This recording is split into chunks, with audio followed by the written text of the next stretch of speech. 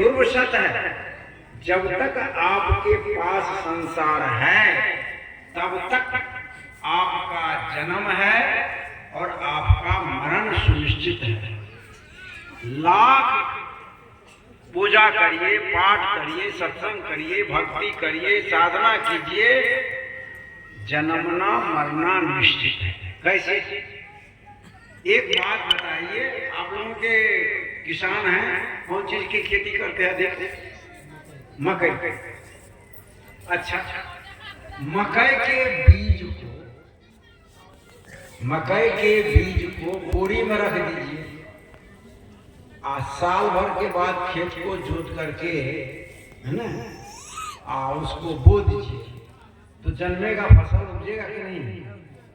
और साल भर के बाद फिर खेती तैयार हुई, जब बोने का टाइम हुआ, खेत को जोत कोर करके उसमें लगा दिए तो जन्मेगा कि नहीं?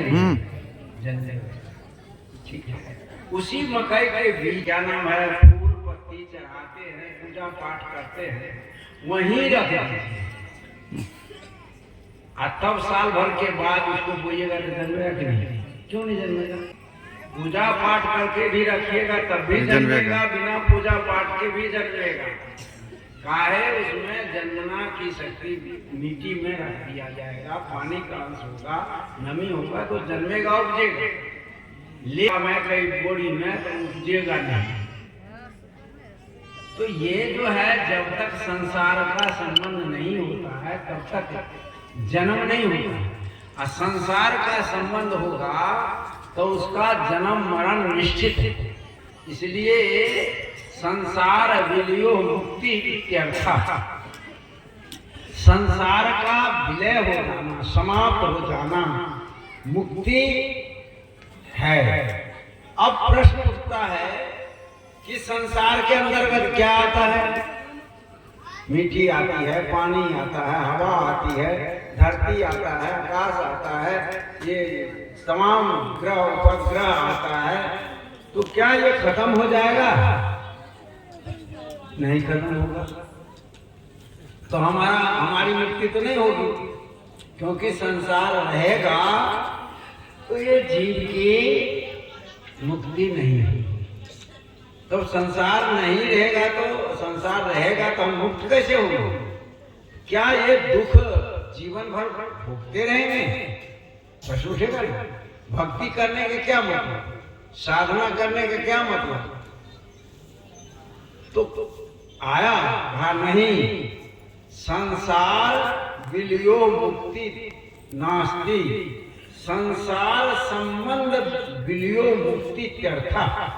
संसार कभी खत्म नहीं होगा, इसलिए संसार से संबंध का विच्छेद हो जाना मुक्ति। समझ गए?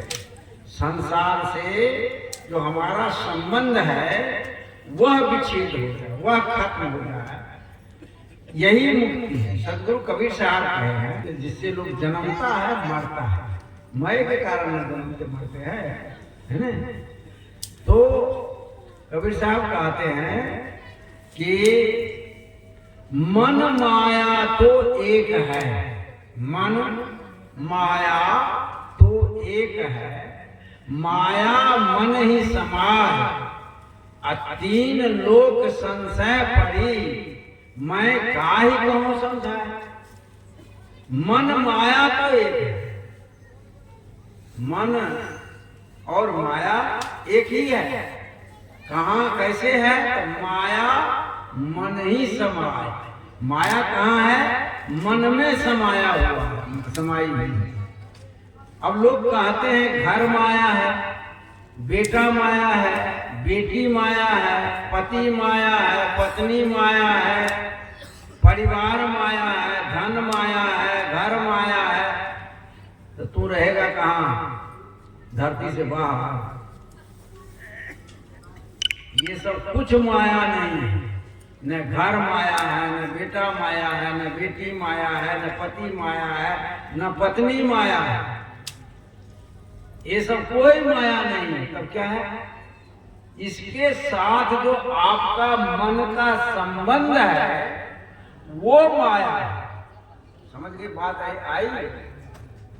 जैसे मान लिया जाए कोई संत है, तो संत भी तो इसी धरती पर है और वो विरक्त है। और वो एक कोई संत है वो आसक्त है। तो जहां आसक्ति है वहीं बंधन है, जहां आसक्ति का समाप्त हो गया वही मुक्ति है। बंधन और मोक्ष कहीं स्त्री पुरुष में नहीं है, घर मकान दुकान में नहीं है, पैसा कौड़ी में नहीं है। जितने महात्मा लोग आते हैं आने जाने का खर्चा मत कई रोज आएगा बड़का ज्ञान कथने वाला लाखों रुपया खर्च करके बुला लो, करोड़ों रुपए खर्च करके बुला लो, रुपया नहीं देगा नहीं आएगा। सब ज्ञान खत्म हो गया कि नहीं? कहाँ गया त्याग, कहाँ गया वैराग? लेकिन कहोगे कि नहीं देंगे तो काम नहीं चलेगा।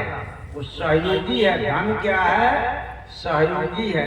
कबीर साहब के दर्वहीन जैसे पुरुषार्थ मुनि माय तबाही। दर्व के बिना अर्थात धन के बिना आप कोई काम पुरुषार्थ करना चाहे नहीं कर सकते। जैसे अभी सत्संग किए हैं कंचन जी, कंचन स्वरूप जी, तो धन का खर्च हुआ ना। अभी कहे हैं कि सभी कोई भोजन प्रसाद ग्रहण करके जाएंगे, सबके लिए भोजन बना, तो वहां धन का खर्च होता है। ज्ञान नहीं होने से बेटा है, बेटी है, पति है, पत्नी है, घर है, मकान है, सब में चिपचिपन है, आसक्ति है ना। जैसे सुलेशन से कोई चीज तो चिपका देते हैं, तो आसक्ति क्या है? सुलेशन चिपका देता है चीज, और वही जन्म मरण का कारण है। ज्ञान हो गया, ये शरीर क्या है? मिट्टी पानी आग हवा का संग्रह है ना, संगठित रूप है। आत्मा इससे परे है, जो निर्गुण है, निराकार है ना, जो गुणातीत है, शब्दातीत है ना। शब्द के पहुंच नहीं है आत्मा के पास, न मन के पहुंच है, न वाणी। गोस्वामी तुलसीदास जी महाराज कहते हैं, गौ गोचर जहाँ मन लगी जाई, असो सब माया जानू पाई। उसको माया बताया है। तब बताइए जो प्रवचन करने वाला महात्मा लोग भगवान को दिखाता है, तब माया को दिखाता है, भगवान को दिखाता है। आंखें से देखते हैं, मन से न सोचते हैं, न मन का पहुंच है, न वाणी का पहुंच है, न कोई इंद्रियों का पहुंच है। तो कल्पना जो चीज है, कल्पना में नहीं आ सकता है, और उसको हम कल्पना किए। सच है क्या? सच है। निष्पक्ष होकर के अपने विवेक से बात करो।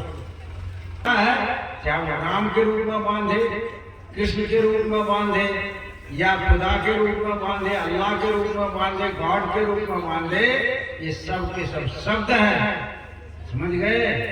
कबीर साहब ने कहा, जहां बोल तहां अक्षर आया, जहां अक्षर तहां मन ही दिखाया, बोल अबोल एक होई जाई, जिनिया लखा से बोलना। जो बोलता है वो अक्षर है। चाहे सतनाम बोलो, चाहे अल्लाह अकबर बोलो, चाहे राम राम बोलो, गॉड बोलो, कुछ भी बोलो, शब्द आया ना, वहां अक्षर आएगा ना, वहां मन होगा ना। और इससे पड़े है वह ज्ञान जो है अनुभव का विषय। गुंगे केरी सरकरा, क्या पूछे क्या खाए, क्या पूछे क्या खाए। गूंगा आदमी शक्कर खाएगा, उससे पूछिएगा क्या बोलेगा कि कैसा मीठा है। इसलिए वह सत्य को जानने वाला, जितना सत्य के नजदीक व्यक्ति पहुंचता है उसके अंदर उतनी शांति है। ये बात सूत्र आप सीख लीजिए। चाहे मैं हूं या संसार का कोई भी व्यक्ति, उसके अंदर चंदनता है, उसके अंदर मतलब लोभ है या और कुछ अहंकार है या कोई चीज है जो संसार को प्रभावित करता है, संसार की ओर आकर्षित करता है। जानिए कि वो उतना दूर, बड़ा छोटा का भेद है। ऊंच नीच का भेद है, सत्य से दूर है, सत्य से